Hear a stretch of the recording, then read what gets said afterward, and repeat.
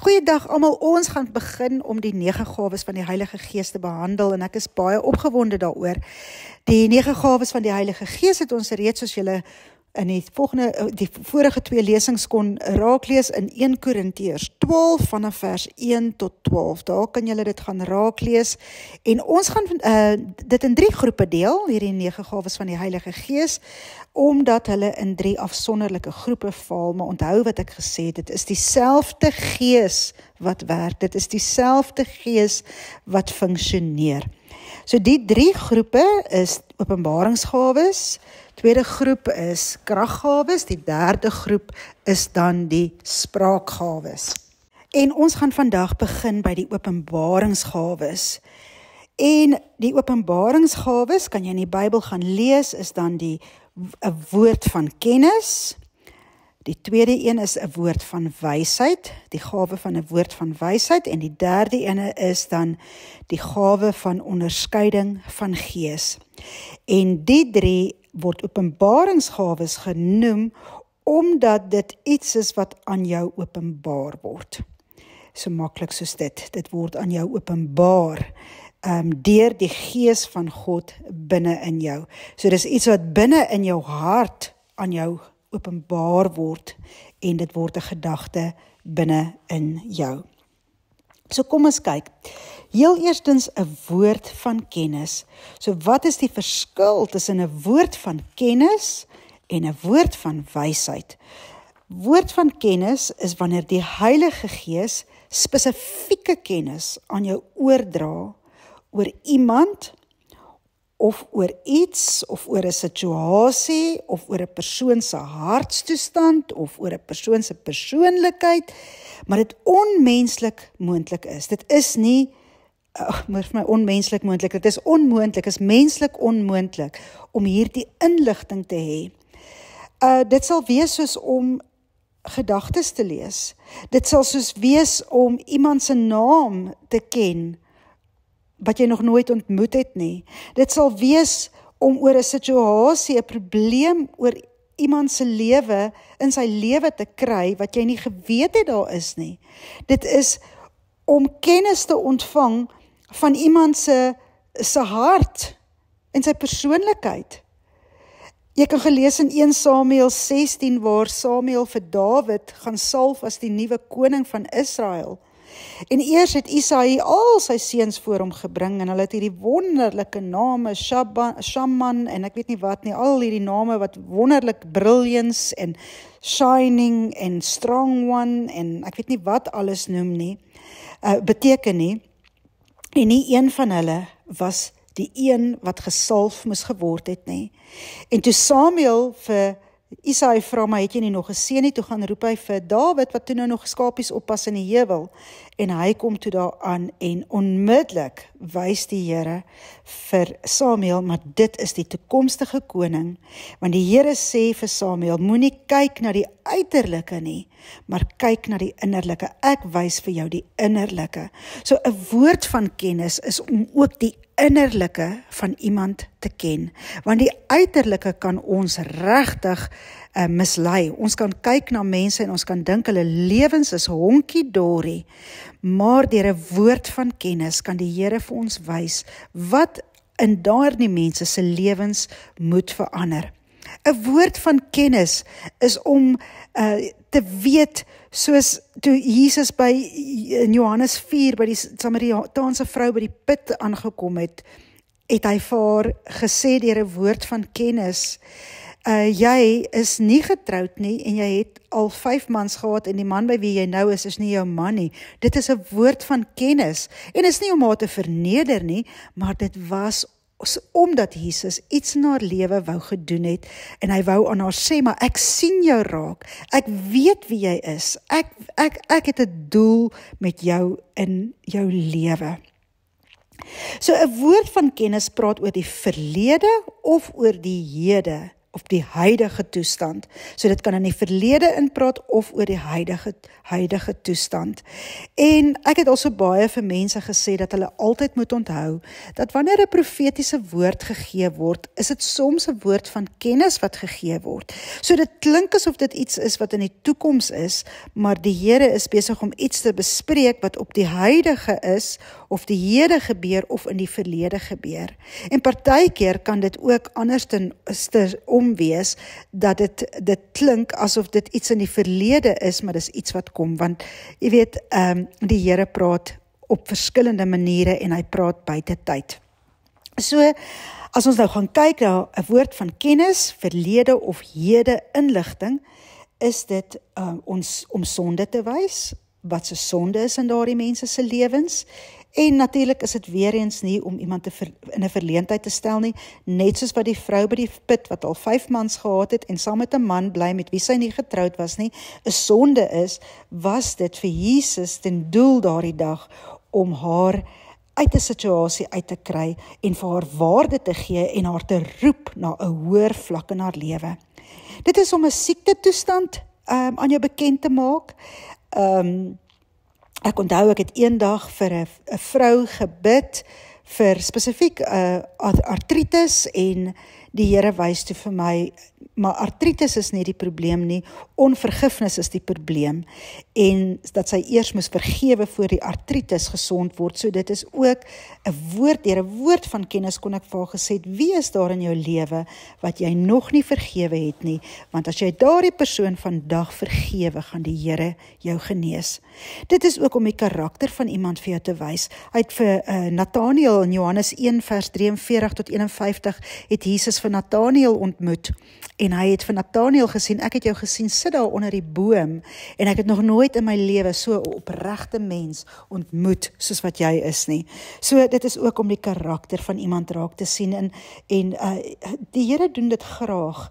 Ek onthou jare gelede het ek 'n woord van kennis droom gehad oor 'n spesifieke vriendin, en hoe die Here in die droom haar hele karakter vir my gewys het, en net gesê het, maar hierdie persoon is 'n persoon met wie jy lewenslank gaan stap, want sy is so betroubaar, en ek het haar standvastig gevind, en ek het haar 'n welriekende reuk, want hy het vir my die parfuum en die seep en hy het my soveel karaktereienskappe van haar gewys in die droom, en ons is tot vandag toe nog vriendinne, en tot vandag toe het nog nie een woord tot die grond geval wat die Here vir my daai aand in die droom gewys het nie, en ek sit glad nie 'n onus op haar dat sy alles moet volbring nie, maar die Here het vir my iemand in my lewe gegee daardie dag. Ons sien mekaar nooit nie, en ons praat bitter min met mekaar, maar wanneer ons by mekaar is, dan weet ons dat die Here het ons as vriendinne by mekaar gesit.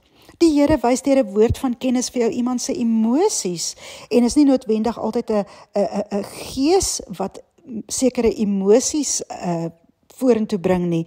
So emosies kan hy ook vir jou wys dat hierdie persoon is hartseer, of hierdie persoon het vreugde, of hierdie persoon is verslae, of hierdie persoon het nie hoop nie.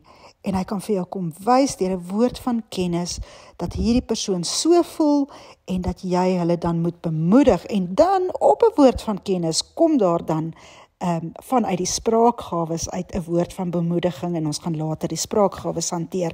Maar dit is hoe dit saamwerk, want jy kry 'n woord van kennis, maar soms hou jy dit vir jouself, ander kere moet jy daaroor praat, en jy moet vir die persoon dan op die woord van kennis sê, maar dit wat die Here vir my wys is, omdat hy die volgende wil doen, of sê in jou lewe, en dan is dit hoe die ander gawes dan saamkom.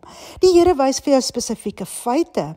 Handelinge 5 vers 3 kan jy gaan lees oor Ananias en Safira, en hoe hulle gejok het oor die stuk grond wat hulle verkoop het. En dit is nie 'n onderskeiding van gees nie, dit is 'n woord van kennis.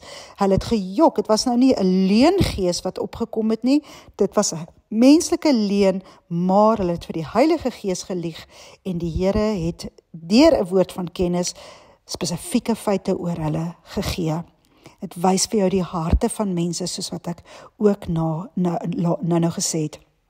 Die doel is om in die natuurlike realum 'n woord te kan gee. Dit is nog steeds in die onsienlike, dit is nog steeds bo-natuurlik, jy kan nie sien wat in die hart aangaan nie, jy weet nie met wat se sonde die mense besig is nie, jy weet nie wat se siektes hulle het nie, jy weet nie wat hulle persoonlikheid of hulle karakter of wat in hulle harte aangaan nie, jy weet nie wat die feite is nie. So dit is nog steeds onsienlik, maar dit is iets wat in die natuurlike realum reeds gebeur het of nou in die hede gebeur of 'n situasie in die hede is. En dit is, doel nommer 2 is om die persoon bewus te maak dat God hulle ken en hulle sien. En ek onthou toe ek swanger was met my oudste dogter, het 'n groep mense kom bedien in ons dorpie, en ek wou baie graag 'n dogtertjie gehad het. Ek het regtig die Here gevra dat ek 'n dogtertjie kan hê. En die vroutjie in die groep het na my toe gekom en sy het vir my die volgende gesê, die Here het gehoor hoe jy hom vra vir 'n dogtertjie en hy wil vir jou sê dat jy 'n dogtertjie gaan kry en hy het alreeds haar naam vir jou gegee. En ek het daardie dogtertjie se naam het ek maande voor die tyd gekry, voordat ek nog geweet het ek is swanger, het ek gesê, as ek eendag 'n dogtertjie het, gaan haar naam dit wees, en ek het haar naam genoem. So, met 'n woord van kennis daardie dag, het die Here gesê dat hy my sien, en dat hy die dogtertjie in my maag my reeds sien. Ek was ongetroud, ek was 17 jaar oud gewees, en die Here het deur 'n woord van kennis my en my dogtertjie in my maag kom bedien daardie dag. Dit skep natuurlik geleentheid vir die verdere bediening en is 'n voorbereiding vir die volgende stap. Want wanneer jy miskien deur 'n woord van kennis 'n hartstoestand vir iemand kry, of jy ervaar dat hulle hartseer is, kan jy hulle verder bedien en jy kan die goeie boodskap van die Here na hulle toe bring. Dit is die voorbereidingsstap vir die ander gawes en verdere bediening om te kan gebeur. Dis hoekom dit belangrik is dat jy nie net 'n woord van kennis vir mense gee nie. En ek het al by wonderlike mense met pragtige harte woord gekry, en dit was 'n woord van kennis en dit het my regtig geseën, want ek kon sien dat die Here sien my en die Here is lief vir my. Maar dit is belangrik dat ons sal groei en dat ons sal druk en sê, goed, die Here het nou dit vir my gewys, wat is ek veronderstel om daarmee te doen. So, mens gebruik 'n woord van kennis in jou alledaagse lewe. Nog 'n voorbeeld waar jy dit kan gebruik is byvoorbeeld in 'n beradingssessie, of jy is besig om vir iemand te bid en die Here wys vir jou deur 'n woord van kennis waarmee die persoon besig is of wat in hulle hart aangaan, en jy het net 'n ander dimensie en 'n ander perspektief van hoe om vir hierdie persoon te kan bid. So 'n woord van kennis val ook onder die openbaringsgawes. Bonatuurlike feite oor mense, plekke, omstandighede, oor die verlede en die hede.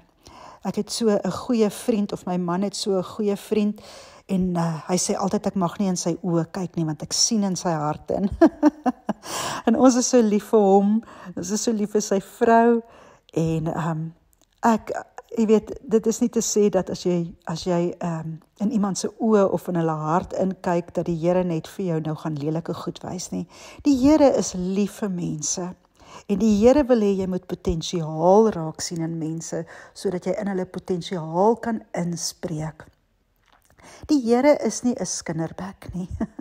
Die Here wil, wanneer hy iets openbaar, wil hy gesond maak, wil hy heel maak, wil hy vry maak. Hy is nie daar om mense te verneder, hy is nie daar om mense in 'n verleentheid te stel nie. Hy doen wat hy doen, sodat hy die koninkryk kan bevorder. Ja, daar is tye wat die Here goed in mense se harte vir jou openbaar, en jy hierdie persoon eenkant moet vat en hard met hulle moet praat en sê, luister, vandag stop dit wat die Here vir my wys oor jou. En dan vir hulle te bid, want die woord sê ook dat die woord is soos 'n tweesnydende swaard wat sny tussen vlees en gees. En wanneer die Here vir jou iets wys, is dit ook tot waarskuwing vir hierdie persoon om te sê, ek waarsku jou vandag. Ek wys vir jou hierdie en ek waarsku jou vandag. Jy moet, sê maar, ophou om wat ook al, ek wil nou nie sondes hier kom opnoem nie, want dit kan tot gevolg hê dat jy of siek word daardeur of ander goed kan inkom in jou lewe in. So, die Here wil deur 'n woord van kennis iemand bewus maak dat hy hom ken en dat hy 'n hoopvolle toekoms vir hom het. So, ons gaan 'n bietjie prakties doen vandag en ek wil hê jy moet vir die Here vra om vir jou oor 'n spesifieke persoon iets te wys in sy verlede of sy hede of in sy hart of in sy karakter wat die Here waardeer van die persoon. En jy kan net agter my bid en jy kan sê, Vader, ek bid dat U vandag deur die gawe van die woord van kennis, deur die Heilige Gees, aan my iets sal wys oor, en noem daai persoon se naam. Wat in hulle harte is dit wat U waardeer? Wat in hulle lewe waardeer U? Wat wil U hê, moet ek vir hulle sê, is vir U 'n genot, wanneer U vir hierdie persoon kyk. En dan kan jy dit neerskryf, en jy kan dit met daai persoon gaan deel. Jy kan vir hierdie persoon bid. Ek sal baie keer bid vir 'n persoon. Ek gaan sommer net 'n voorbeeld nou gebruik. Kom ek bid vir my vriendin Christine. Sê, Vader, dankie vir Christine. Dankie vir U groot liefde. Dankie dat U vir Christine raak sien. Dat U sien hoe sy in die agtergrond werk doen vir U wat nie op die voorgrond is nie. Maar dat die werk wat sy in die agtergrond doen 'n groot impak het op die samelewing. Dankie dat U vir Christine 'n platform geskep het waar sy haar talente kan uitleef en haar passie kan uitleef. Dankie vir Christine. Amen. So, daai is, en dit was nou regtig 'n woord van kennis as Christine luister, maar wat ek daarmee bedoel is dat die woord van kennis is om vir Christine te vertel dat dit waarmee sy besig is in die lewe, is van groot waarde tot die Here. So ek sal partykeer net bid, en nie spesifiek gaan stil word nie. So daar's soveel verskillende maniere en ons, jy kan gaan stil word, jy kan bid, jy kan dit op papier neerskryf en net vir die Here vra om vir jou te wys of te sê of in jou oor te fluister of iets in jou hart op te bring oor hierdie persoon vir wie jy dan nou op jou gedagtes het en aan wie jy dan 'n woord vir kennis wil gee. So kom ek bid vir jou. Vader, ek bid vir elkeen wat luister na hierdie boodskap en ek bid dat U hulle sal bewus maak van dit wat in ander mense se lewens aangaan. Of dit fisies is, of dit in hulle harte is, of dit in hulle lewens, hulle huwelike, hulle kinders, hulle werk, wat ook al dit is, wat U woord in wil bring in 'n situasie in, dat U vir hierdie mense wat vandag na hierdie boodskap luister, inset sal gee en inset sal lewer oor hierdie mense se lewens, sodat hulle kan ontvang en sodat hulle kan genesing bring en verlossing bring en hoop bring aan die mense waaroor U met hulle praat. Ek bid dat U hulle harte en hulle gedagtes sal rig op dit wat U wil doen in ander mense se lewens wat om hulle is. Selfs as hulle op straat is, selfs as hulle in die inkopiesentrum is, om net die persoon wat by die til sit, 'n woord van kennis vir haar te bring, om vir haar te sê, my dear, the Lord sees you, the Lord hears you. soos wat U vir Hagar in die woestyn Uself bekend gemaak het as Jehovah El Roi, the God who sees, dat U so sal kom en mense bewus sal maak dat U hulle raak sien. Ek dank U daarvoor in Jesus se naam. Amen.